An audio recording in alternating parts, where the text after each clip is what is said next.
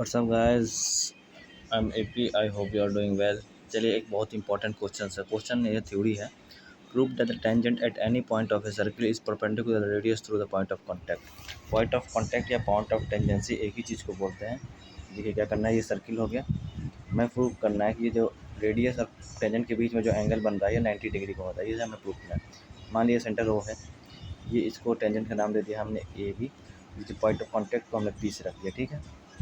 हमें प्रूव करना है कि ये जो ए बी टेंजेंट है ये ओ पी पर परपेंडिकुलर है।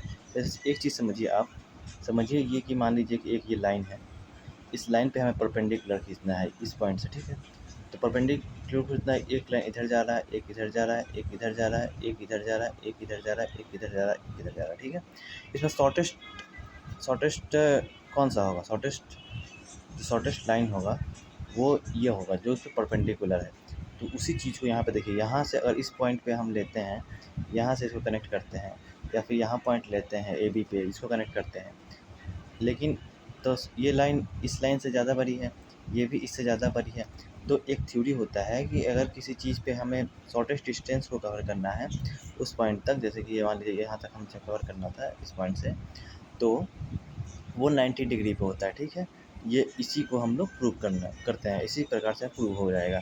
अब देखिए, ये समझ में नहीं आया तो देखिए समझ गए होंगे, हमें प्रूव करना था कि वो टेंजेंट होता है।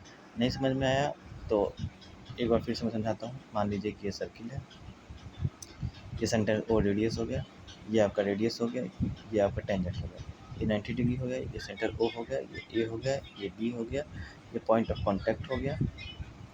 एक क्या करना है, एक आपको मानना है कि पॉइंट क्यू है इसी पे, ठीक है।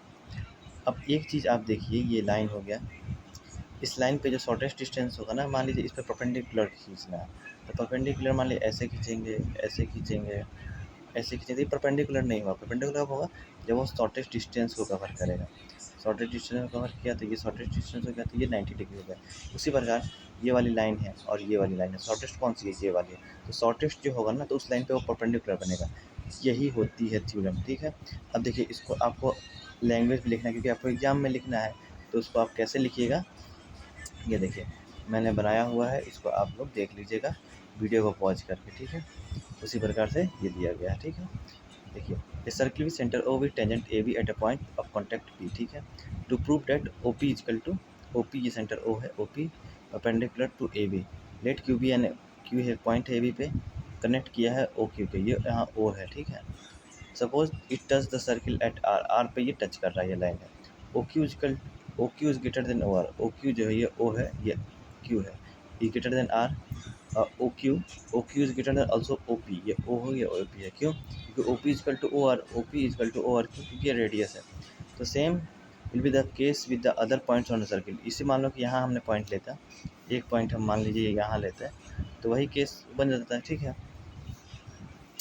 तो on the circle, hence OP is the smallest, OP जो smallest line that connect A B, smallest line है जो कनेक्ट कर रहा है ए बी के, इज परपेंडिकुलर। स्मॉलेस्ट जो होगा वो परपेंडिकुलर होगा, ठीक है। इसलिए OP perpendicular to A B prove हो गया, ठीक है। समझ गए बात को? अगर समझ में आए तो चैनल को जरूर सब्सक्राइब कीजिएगा, वीडियो का लाइक जरूर करिएगा। Thank you so much, bye bye.